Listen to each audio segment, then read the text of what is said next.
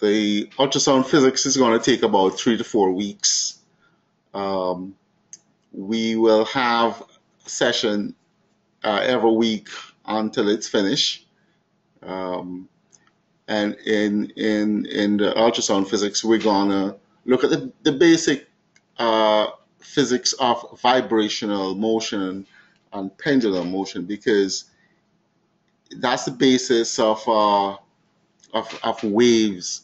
You know, waves is a unique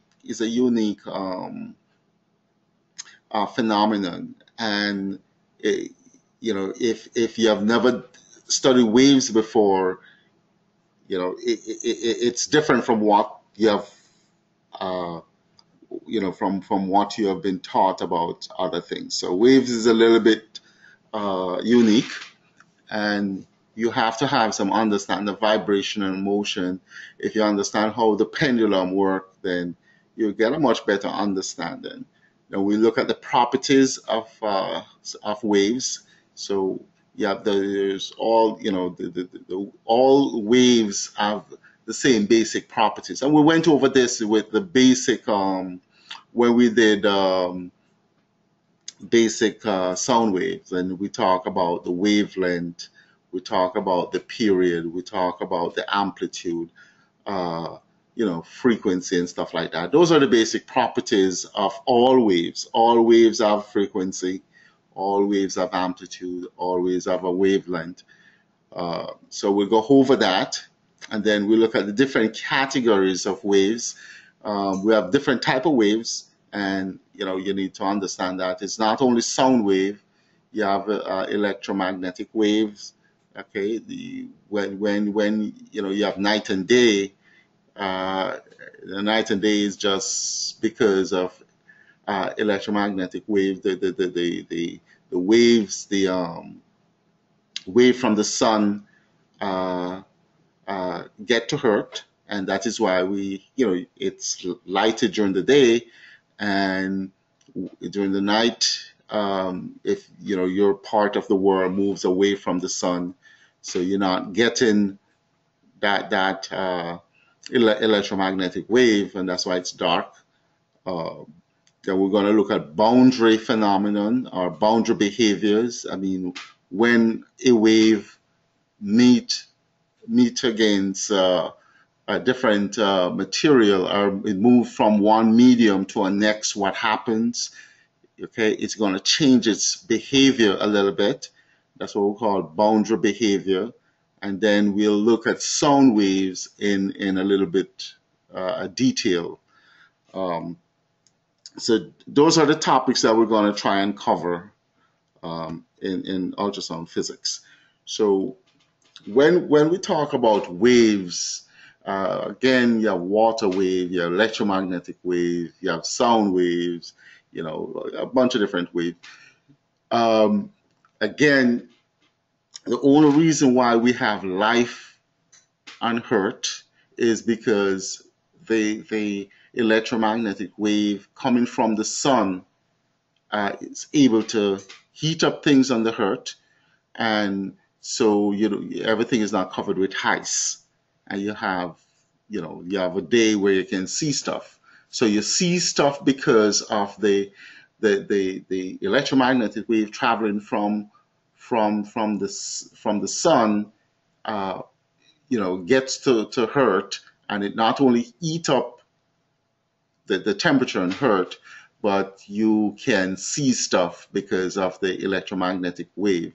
So you see stuff around you because of light waves, the light wave coming from the sun. So that's a wave, you know. And then you hear stuff around you because of waves, sound waves. So the light wave, which is you know, uh, is a form of electromagnetic wave coming from the sun, allow you to see stuff, and then the sound wave allow you to hear stuff around you. Uh, and again, the heating property of the light wave from the sun is why we have life on Earth. There are other planets that are frozen, solid with ice, because you don't have the light wave getting there. All right. So again, you have to understand vibrational motion a little bit to understand sound wave, or understand waves in general. Um, because when we talk about waves, the particles in the waves vibrate. It doesn't travel in space, or it doesn't travel in a medium. So that is one concept you have to try and get clear. Waves result from vibrational motion of particles in the wave, not because of particles moving through the medium. Okay? So, you have seen a number of stuff vibrating. A tuning fork vibrate. Um, when you swing a pendulum, that's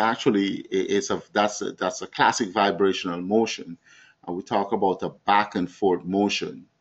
It moves from a resting position, then you have an equilibrium position, then it goes to the opposite end, and then come back to the equilibrium position, then it goes to the resting position.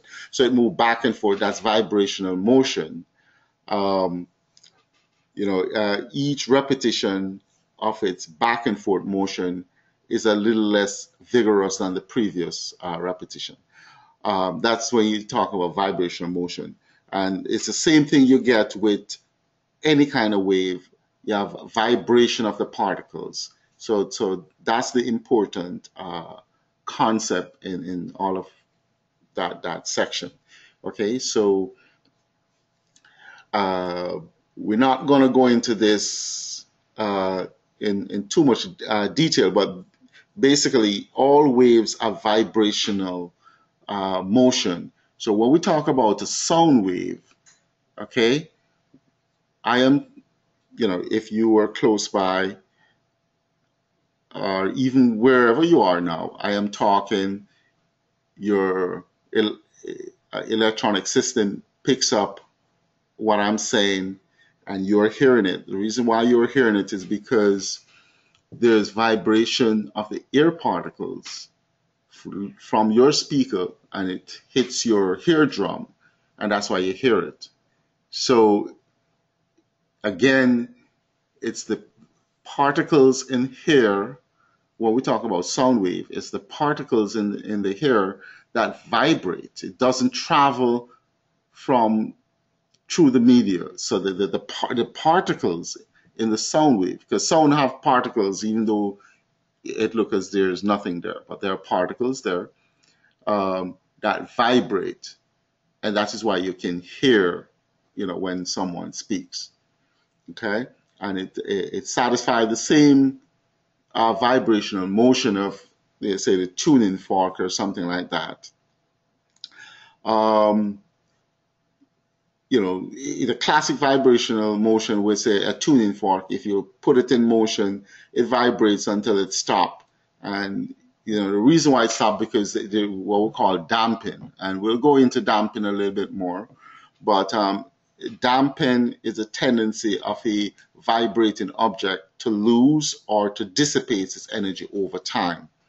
And I said we'll go over this a little bit more. So, say when you set a tuning fork into vibrational motion, it's going to vibrate, and then eventually it's going to stop. And it's going to stop vibrating because of damping, which is a tendency of the vibrating object to lose or to dissipate its energy over time.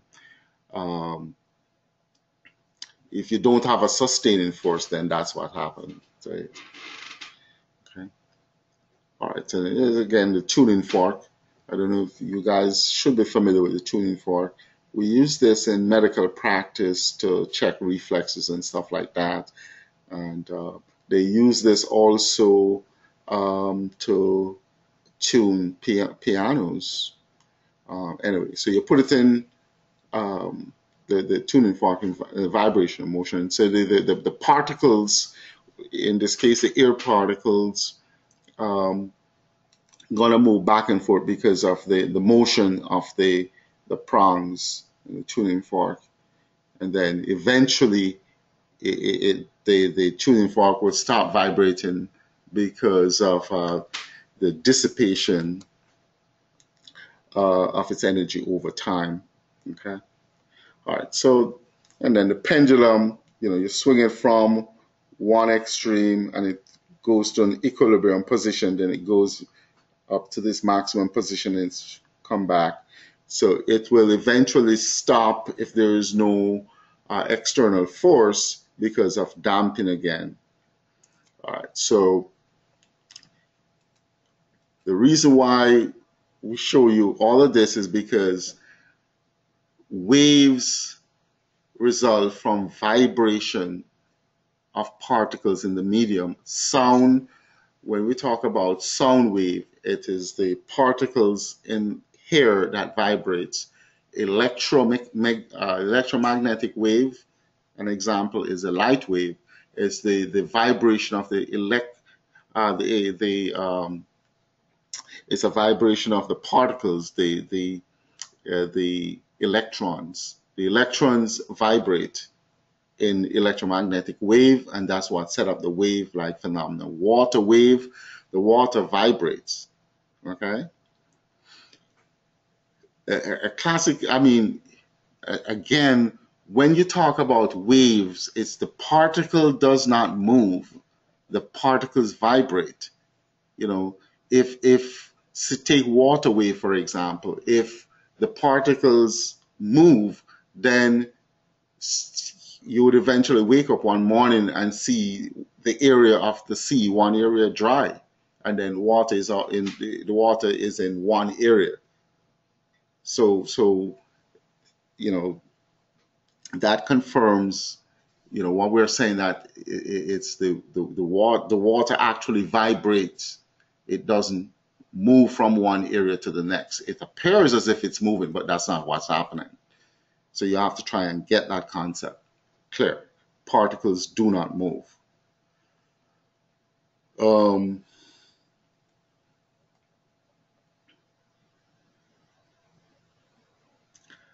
Are we not going to go into that? Okay. So when we talk about period and frequency, you have to understand the difference between those two things. Period is a time phenomenon. So when we talk about the period, it is a time for the object to complete one cycle. So the period is the time it takes the object to complete one cycle. Okay, so when we write period is always, if you use in the metric system, period is always in seconds or some unit of time. So it is a time to complete one cycle. So you'll put period as seconds a time per cycle. Whereas frequency is the opposite. So frequency is the number of cycles per second. So frequency would be written as cycle per second. Okay? Again, when you talk about period, it's a time event. It is the time for whatever object to complete one full cycle. So you represent that, or you write that as cycle per second. Whereas when you're talking about frequency, it is the number of cycles per second. So it is cycle per second. So you can see that frequency and period are inversely related. Period is equal to 1 over frequency, or frequency is equal to 1 over period. Okay, and that knowledge should take you through. You're going to need that knowledge throughout your ultrasound career. All right. So again, frequency is a number of complete cycles occurring per unit of time. Okay. So it's written cycle per second. One cycle per second is what we call the hertz. So this is you have to remember this. Okay, so one cycle per second is called the hertz. Okay, so that's the frequency. And again, period is equal to 1 over frequency, or frequency is equal to 1 over period. They're inversely related. And I just went over that from first principles so you understand how they're related. All right. Again, so frequency and period are properties of sound wave. Every wave are properties of waves. All waves going to have a frequency, it's going to have a period, and it's also going to have an amplitude.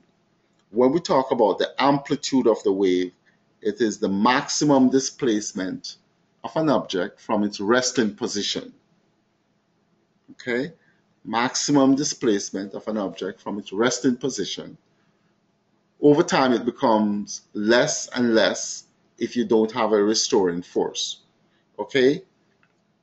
The quantity of energy possessed by the object becomes less and less. Okay? And some of the energy is lost due to damping. So when you see a wave dissipate, it's because it's losing its energy. And we call that phenomenon damping. As the energy is lost, then the amplitude decreases. So you can surmise from that is that energy is then should be related to the amplitude. The greater the amplitude, the greater the energy. The lower the amplitude, the lower the energy. Okay? So as time goes on, the energy is lost and the amplitude decreases. Okay?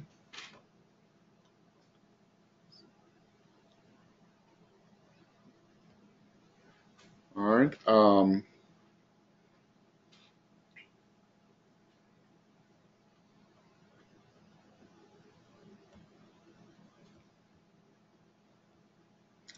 Okay.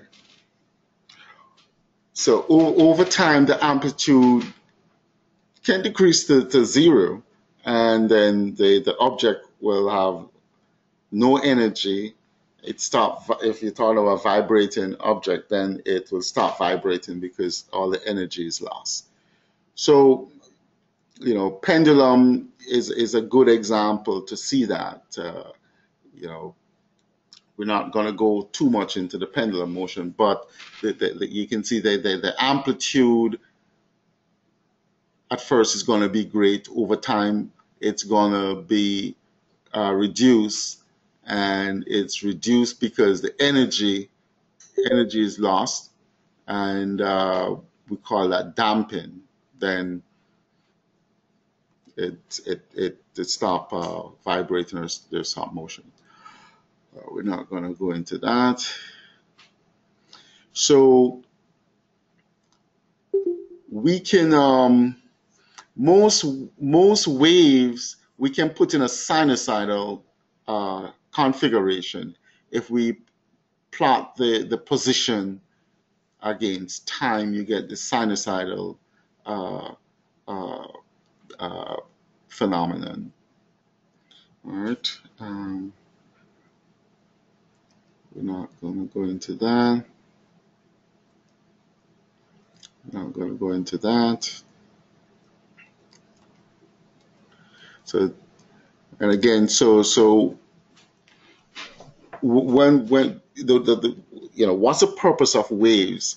I mean, is it something we just study because we want to study physics? Not really. Waves are important because waves carry energy from one location to another. Okay, so again, the electromagnetic wave, the light wave, carry energy, and that is why you get hot in certain times. You're hot because of the light waves, and if there's not enough light wave, you get cold. So it carry energy. So in that situation, carry heat energy. Simple thing as water. We use water to we can we can get energy from the water. We can convert the wave in the water to different types of energy, electromagnetic or electromagnetic energy, or we can use that energy to generate electricity or whatever. Sound wave also carry energy. If you turn something up too loud, I mean, your eardrum vibrates and it can rupture your eardrum. Okay, so we talk about sound energy.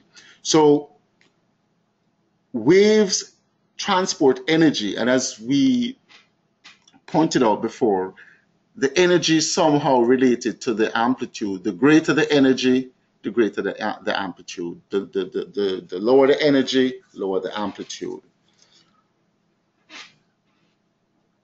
So, as we have said, that the particles in the medium through which the wave is propagating do not move.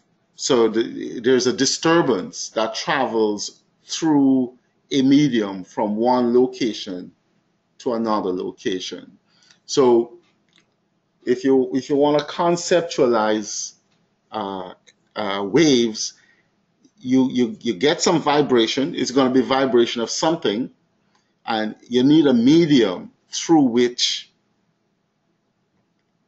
that vibrational motion is going to travel. It is not the particles in the medium that travel. There's a vibration that sets up a phenomenon that travels, okay? So you have to understand that. The purpose of waves is to transport energy. That's the main purpose of energy, the main purpose of waves, to transport energy. Light wave, again, the light coming from the sun is a form of what we call electromagnetic wave. Okay, it travels from the sun to Earth, but the light wave is actually made up of different types of the light wave is made up of different types of waves. Okay, when you see white light, which is what the sun transmits, it is made up of all these different colors. You have red, you have orange, yellow, green, indigo, blue, violet. So you have all of those different components. So white light is actually a combination of all these different colors.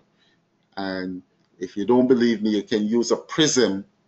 If you use a prism and you strike the white light in it, it can break up the different colors of white light, and you can see the different colors.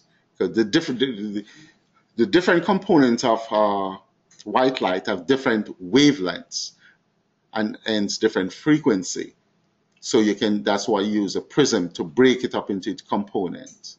And that's, when you have a rainbow, that's what you're doing. If you have a rainbow, which is, water vapor in the atmosphere, which breaks up white light into its component colors, that's why you see a rainbow. So that is simple physics. Okay, so a rainbow is when you break up white light into its component color because of the water vapor in the atmosphere. All right, so we're gonna talk a little bit about pulse, because we use that a lot in ultrasound. So when we say what's a pulse, we always talk about a pulse. So a pulse is a single disturbance moving through a medium from one location to another location. So if I say something and stop, it's going to cause the air closest to my mouth to vibrate, and then it's going to set a vibration of the adjacent particles. That's going to set up vibration of the adjacent particles, and you're going to get that vibrational phenomenon straight until it get to someone's ear, and they're going to hear it. So that single disturbance moving through a medium from one location to another location, that's what we call a pulse. Okay? So when and so all wave, you can get a pulse. It's just a single disturbance. So for you to have a wave phenomenon, you need the particles to vibrate, and you need a medium. In the case of sound wave, the medium for sound wave is hair, and then the particles in the hair vibrate. For electromagnetic wave, electromagnetic wave is a little bit different in that you have these electrons vibrating, okay? But if you're in outer space, the particles are actually vibrating in a vacuum, okay? So electromagnetic wave is a little bit different. It's the only wave that can be propagated in a vacuum. Usually you need a medium.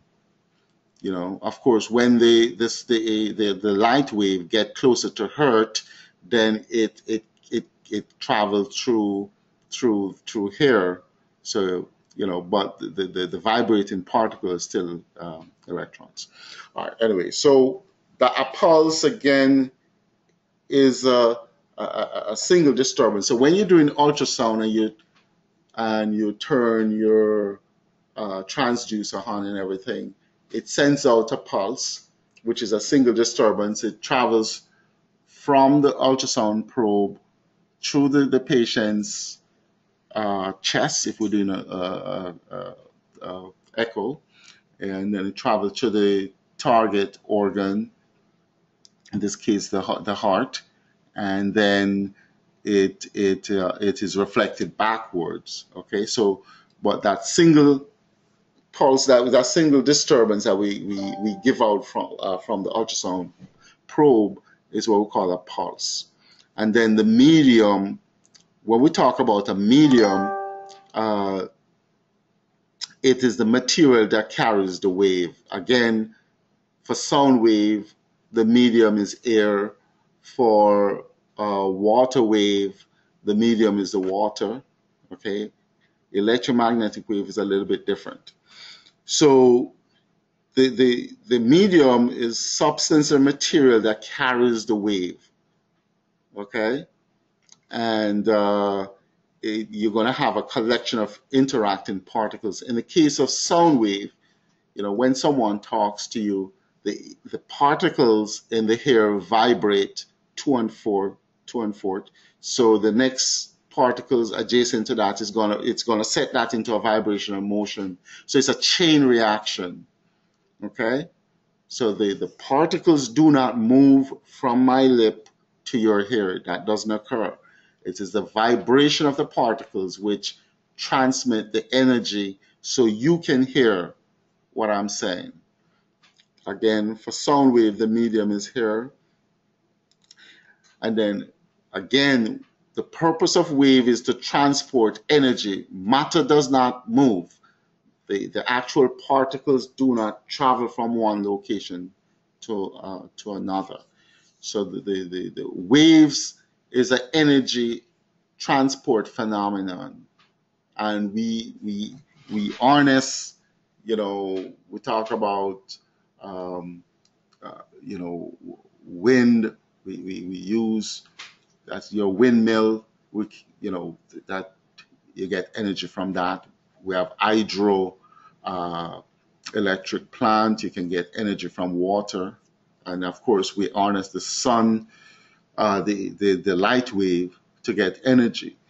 So what we can do is use different forms of energy and convert it into another type of energy. You can do that. You can convert one type of energy into another type of energy. Okay? But wave transport energy is an energy transport phenomenon. So there are two broad categories of waves, and we talk about a longitudinal wave and a transverse wave. Okay, so you have to know the difference between these two types of waves: a longitudinal wave and a transverse wave. Um, so when we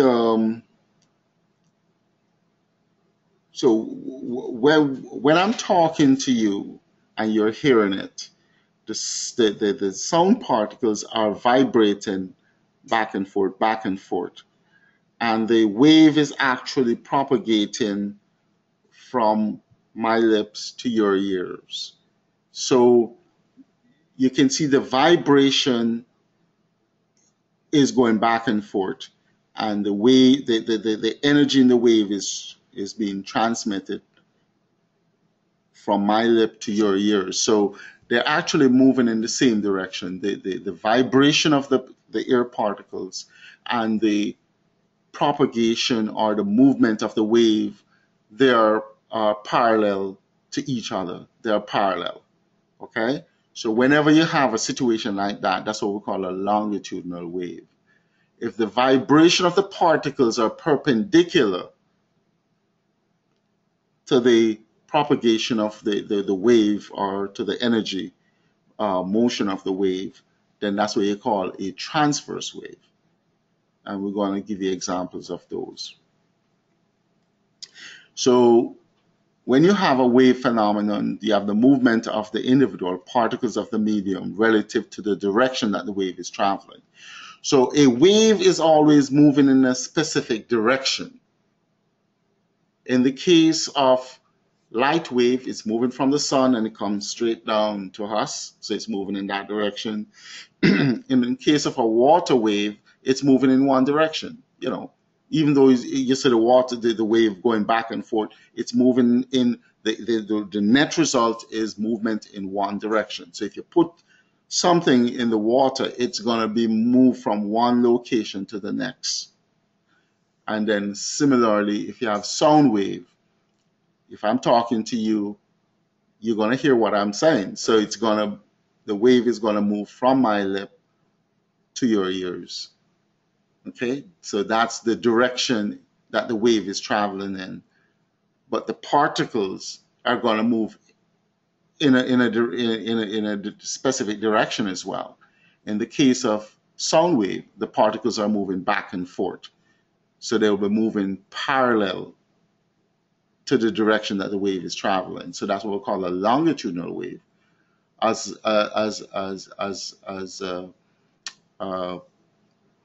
contradistinction to when you say you do a wave in a rope. You can get this wave when you do a rope and you swing it. So the particles in the rope is moving up and down, but the direction that the wave is traveling is in a straight line. So the direction of the particles in that wave that you create with the with a rope is going to move perpendicular to the direction that the wave is traveling. That's what we call a transverse wave. So this is a transverse wave. So if the particles are moving up and down, up and down, up and down, and the wave is moving in this direction, the wave is moving from left to right, and then the particles are moving up and down, up and down. So this is what we call a transverse wave. So the particles of the medium moves in a direction that is perpendicular to the direction that the wave is traveling in. And you usually require a rigid medium for that. So that's why you can use a rope. And if you swing it up and down, you can create this transverse wave. So you're going to have an amplitude, which is the maximum displacement from the baseline. So you can have the amplitude in this direction, you can have it in that direction. Okay, this is what we call the crest of the wave and the trough of the wave. Okay, so the wavelength is the distance from one, say, one crest to the next crest, or from one trough to the next trough. And then the period is the time it takes for the wave to complete one cycle. So it will be the time it takes from one crest to the next crest, or from one trough to the next trough. Okay, so this is a transverse wave. The particles in the medium move perpendicular, in this case up and down, and the wave is moving in this direction from left to right.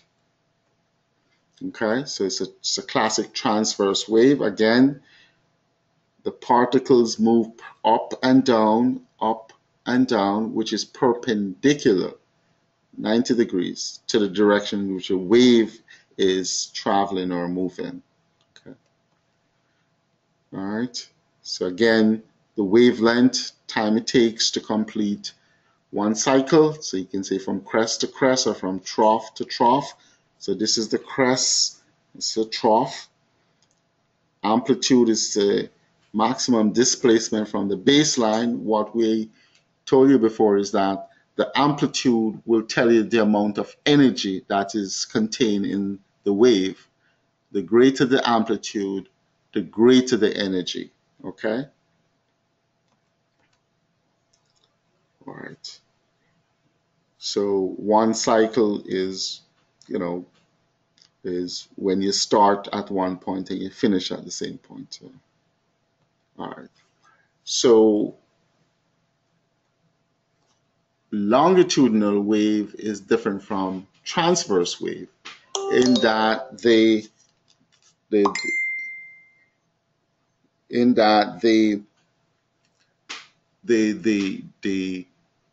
vibration of the particles is parallel to the direction that the wave is moving in. So it's a little bit different. Sound wave is a longitudinal wave. Okay? So for longitudinal waves, the particles of the medium moves in a direction which is parallel to the direction that the wave is moving in. So when you have a sound wave, okay, the particles actually vibrate, as we have said before. The particles vibrate. Say I am right here and I said something, and you're right over here and you're listening, you're hearing. The particles vibrate all the way until it gets to your hearing, you hear it. So when you look at this vibrational motion, at some point the particles are going to crowd together, and this is what we call compression. And then at some point the particles going to move apart, and this is what we call rarefaction. So when you have a longitudinal wave, you're going to have compression, rarefaction, compression, rarefaction. The compression is synonymous with a crest, and the rarefaction is synonymous with a trough. So if you want to do a wavelength, if you have a longitudinal wave, the wavelength is from compression to compression, or from rarefaction to rarefaction. So just think about it a little bit. When the particles are vibrating, at some point in time they're going to crowd together. At some point in time they're going to pull apart. When they crowd together, that's what we call compression. And when they pull apart, that's what we call rarefaction. So a sound wave is a longitudinal wave. Okay?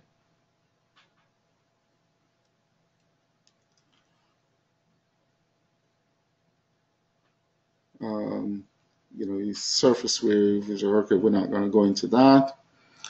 But Electromagnetic waves, even though we're not going to study that in any detail, electromagnetic wave, again, is the only reason why we have life on Earth, because the light energy from the sun travels to us. We get heat and we have light. So with electromagnetic waves, the wave is capable of transmitting energy through a vacuum. And that's very important, because if that was not the case, then we would not get the light energy from sun and would still be frozen and dark. Okay? So important property of electromagnetic wave is that it can transmit through a vacuum, because when you're in outer space is like a vacuum. Okay? And of course, the electromagnetic wave is produced by vibration of charged particles. These charged particles are vibrating, same thing, back and forth, back and forth. They are not actually moving from the sun to Earth. Okay? So the charged particles in the medium are moving back and forth, back and forth. And the sun gives us the light waves. Okay. So you can divide waves into two large categories. You have the electromagnetic wave and mechanical wave. Okay, sound wave is a mechanical wave. It's not capable of transmitting through a vacuum, and it always requires a medium. Okay, so electromagnetic wave, you don't need a medium. You still have the vibration of charged particles. And then mechanical waves, which sound wave is one, water wave is another. So it's not capable of transmitting through a vacuum. Okay, so you must know that if you have a vacuum, you can't hear sound through a vacuum. Okay, and it always requires a medium. So again, when you have a transverse wave, and if the particle moves up and down, and this is direction of travel of the wave, you can see the particles are moving perpendicular to the direction of the wave travel. So that's why we call it a transverse wave, as opposed to a longitudinal wave where the vibration is in the same direction, or not necessarily the same direction, but it's parallel to the direction of the wave travel.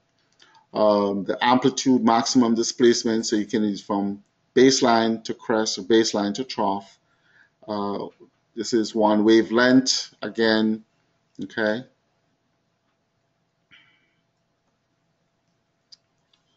So transverse wave, the particles of the medium are displaced perpendicular to the direction of energy transport. It's going to move from the equilibrium position or the rest position to the different extremes.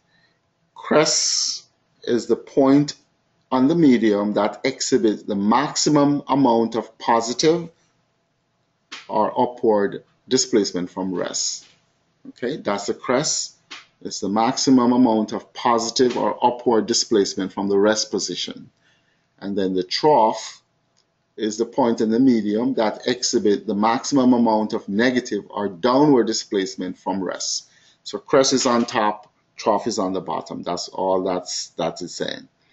And then the amplitude is a maximum displacement of a particle on the medium from its rest position.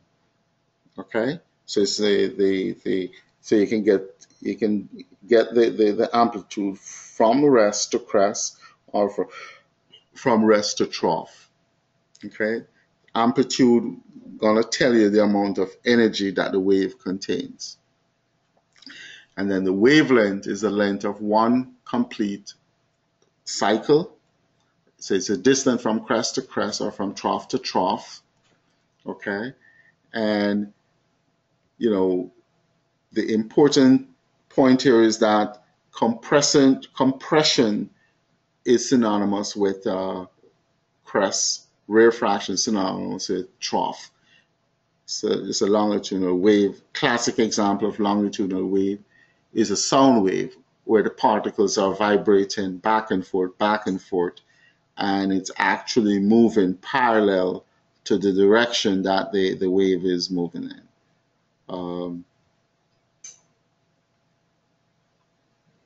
So, all right.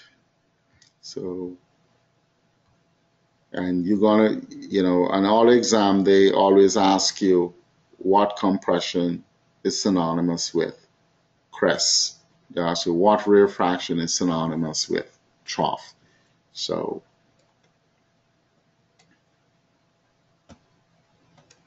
all right. So again, longitudinal wave, where sound wave is a form of longitudinal wave.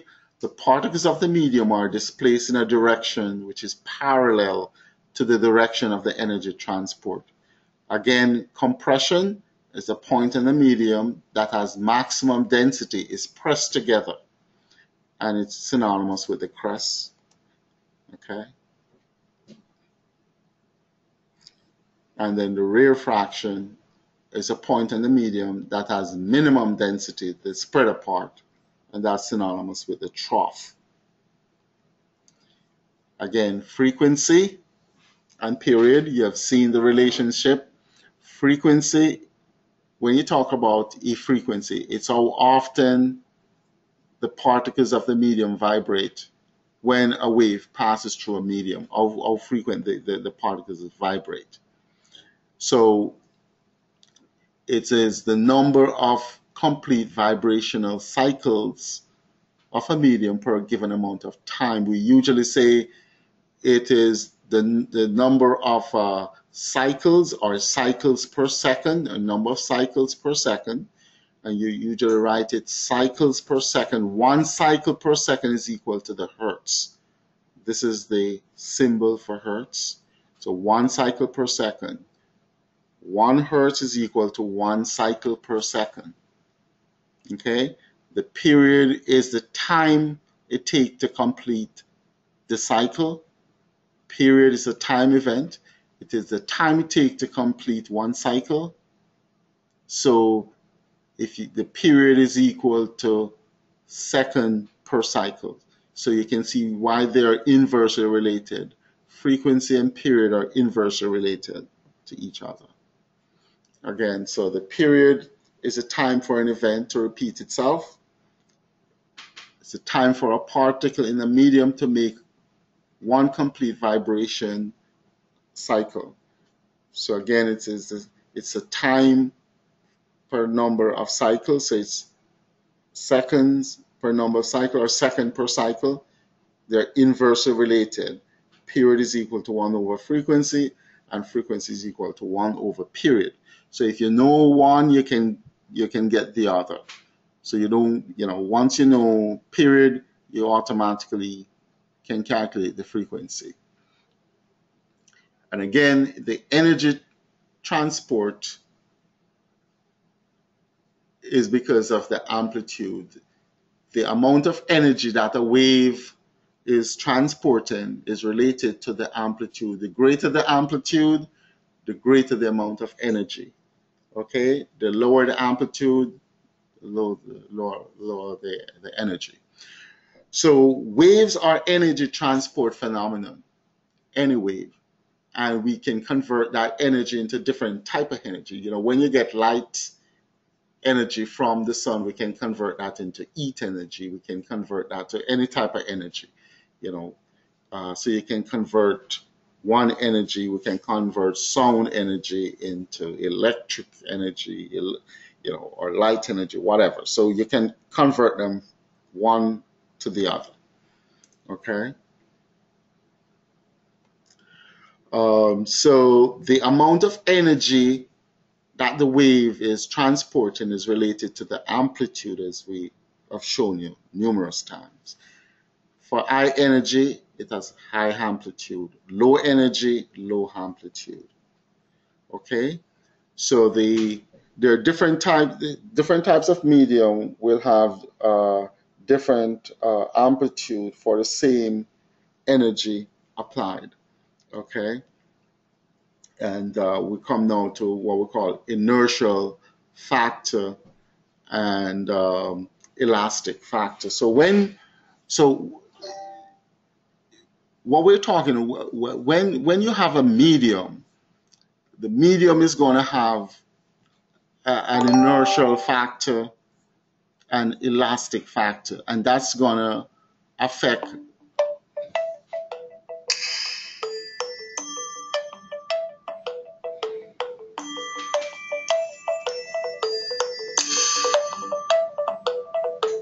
So different medium will have different inertial factor and different elastic factor, and that's going to affect the propagation of waves. So what we're saying, if you have, say for instance, you have air and you have water. If you apply the same energy to air and water, it's going to have different amplitude, and that's because you're talking about different medium, and it's going to have a different elastic factor and different inertial factor.